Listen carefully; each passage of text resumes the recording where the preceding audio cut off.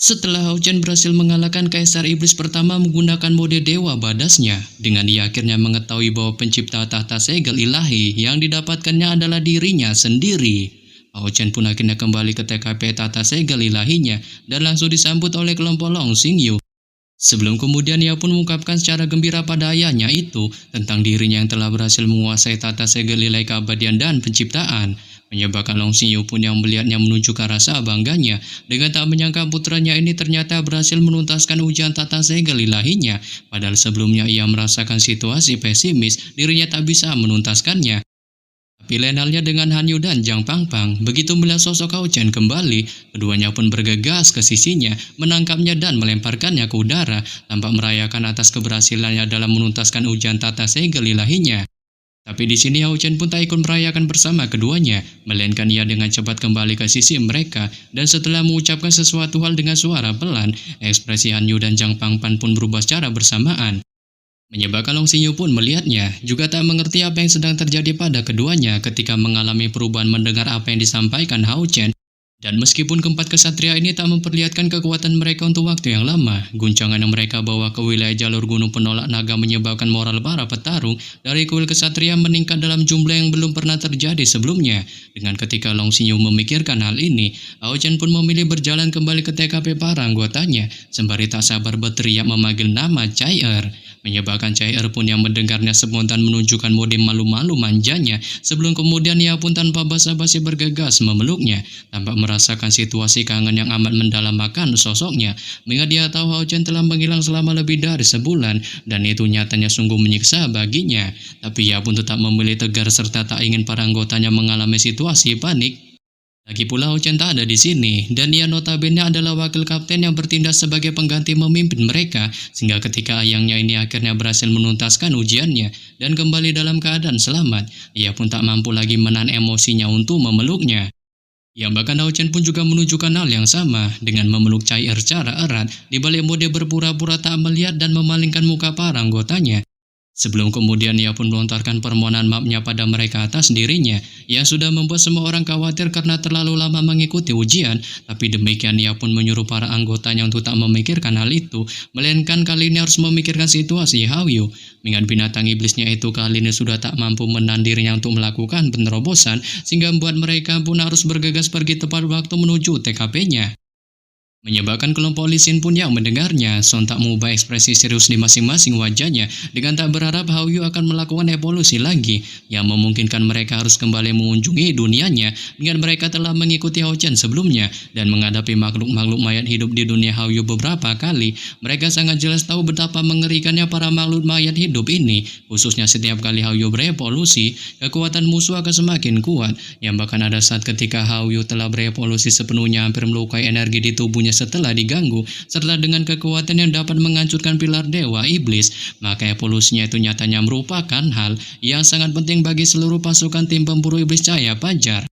Oleh sebab itu, Lin Xin pun secara tegas mengungkapkan kesiapannya dalam membantu Hao Chen melindungi Hao Yu dalam revolusi, diikuti juga dengan para anggota tim pemburu iblis lainnya yang menunjukkan hal yang sama, dengan mereka tahu pasukan mayat hidup memang kuat, tapi tim pemburu iblis cahaya fajar mereka nyatanya juga tak tertandingi sebelumnya, apalagi semua orang baru saja meningkatkan kemampuannya masing-masing, memungkinkan peluang mereka untuk membantai pasukan mayat hidup dunia Hao Yu terbilang sangat besar, yang oleh karena itu setelah melihat para anggotanya setuju atas rencana Hao Chen pun menoleh ke arah Long Xingyu dan memberitahukan pada ayahnya itu tentang dirinya yang akan memimpin kelompoknya untuk melindungi tunggangannya dalam menuntaskan evolusinya, dan kemungkinan besar ini merupakan yang terakhir kalinya.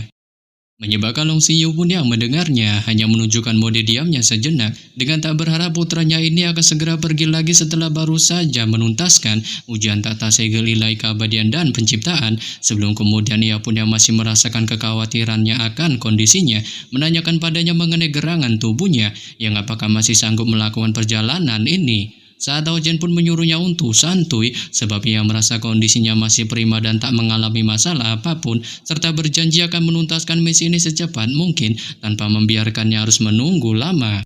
Yang hal ini pun lantas membuat Long Xinyu mendengarnya, secara pasrahnya bisa menyetujui kepergiannya, sembari juga mengingatkannya untuk menjaga keselamatannya selama melakukan perjalanan. Menyebabkan Hao Chen pun menunjukkan pengertiannya di balik kepercayaan dirinya, sebab ia memiliki precisasi pun ilahi matahari dan bulan, serta tata segel ilahi keabadian dan penciptaan.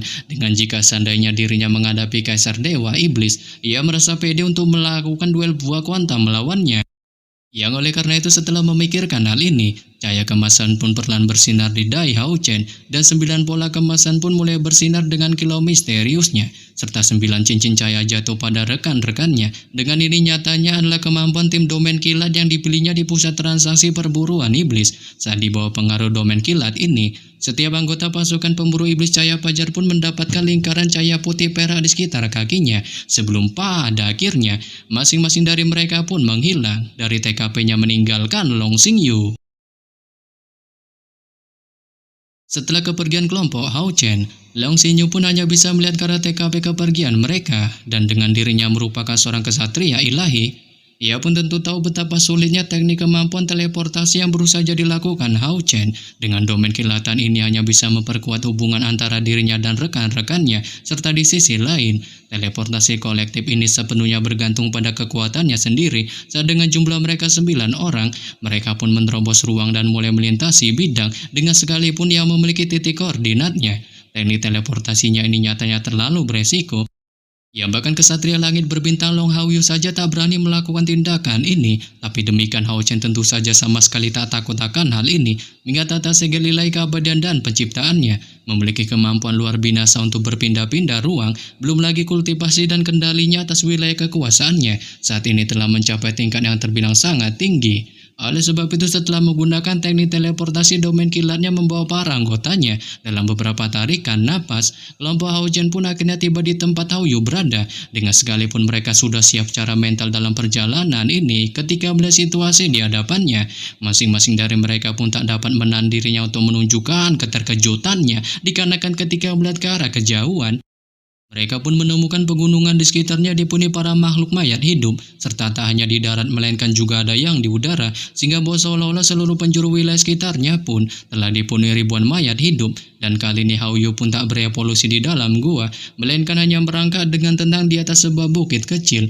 memancarkan cahaya ungu kemasan pekat yang berkilauan di tubuhnya, mengakibatkan semua mayat hidup dalam radius ratusan kilometer darinya yang terkena langsung hancur menjadi debu. Terlebih lagi kemunculan tiba-tiba kelompok Hao Chen ini tentu saja juga menarik perhatian para makhluk mayat hidup, dengan masing-masing dari mereka melesat secara barbar ke TKP kelompok Hao Chen, meluncurkan serangan brutal cahaya hijau berbentuk bulan sabit ke arah mereka. Tetapi di sini Hao Chen pun yang melihatnya segera mengatasinya dengan mengangkat tangan kirinya, dan lapisan cahaya warna-warni berubah menjadi penghalang cahaya besar untuk menyelimuti semua anggotanya termasuk juga Hao Yu, sehingga mengakibatkan serangan cahaya bilah sabit itu pun sama sekali tak mengenai mereka.